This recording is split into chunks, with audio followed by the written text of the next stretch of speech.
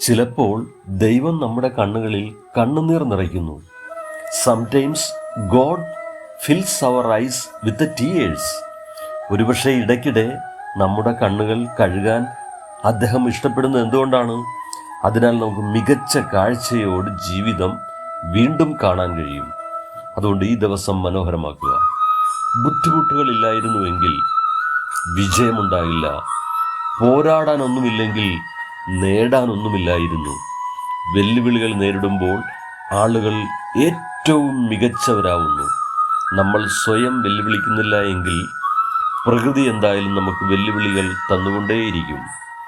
ജീവിതത്തിൽ പ്രതിസന്ധികൾ വരുമ്പോൾ നമ്മൾ ചോദിക്കേണ്ട ഒരേ ഒരു ചോദ്യം, എന്തുകൊണ്ട് എനിക്കിത് സംഭവിച്ചു എന്നതിന് പകരം എനിക്കിതിൽ നിന്ന് എന്ത് പഠിക്കാൻ കഴിയും?